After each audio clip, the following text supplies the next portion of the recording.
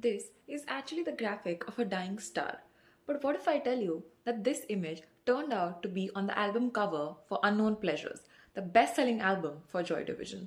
On first glance, this might even look like a sound wave, a radio transmission signal, or a line from an ECG monitor. And in reality, it is a real signal from a dying star called pulsar CP1919. This was in fact discovered in 1970 in Puerto Rico as part of a PhD student's doctoral thesis. Yeah, that's right. Harold Kraft pointed his radio telescope on that dying star and hand traced it on a piece of paper. And he had absolutely no idea about what's going to happen next. So, how did a rock band in England get their hands on a PhD thesis in Puerto Rico? The band's guitarist, Bernard Sumner, who happens to be a graphic designer as well, used to go to the Manchester Central Library, and one day, as he was looking for inspiration, he opened the Cambridge Encyclopedia of Astronomy, and there it was.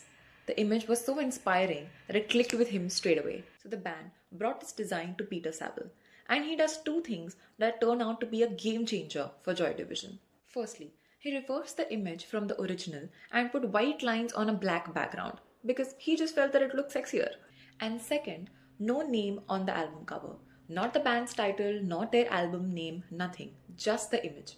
This was a pretty risky move considering that the band was not 100% on board with these ideas and that this was a debut album. Nobody had even heard of this band before. And this is where it gets genuinely haunting. If you listen to this album, you'd actually find recurring themes of depression, numbness, that feeling of being trapped inside your own mind.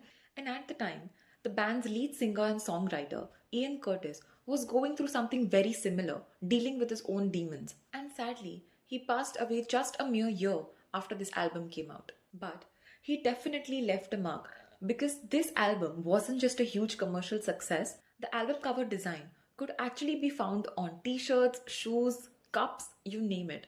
And some people took it to another level and actually got permanent tattoos. Meanwhile, the original creator of this image, Harold Kraft, has no clue how famous his image has actually become. And one day, randomly, he bumps into one of his friends on the street who tells him that his image is actually on the album cover of Joy Division. And the next thing we know, he's already rushing to a record store to check if that's actually true and ends up buying the Unknown Pleasures album along with the band's poster. This was Cover Laws Part 2. And if you haven't checked out the Part 1 yet, it is a way more crazier story than this one.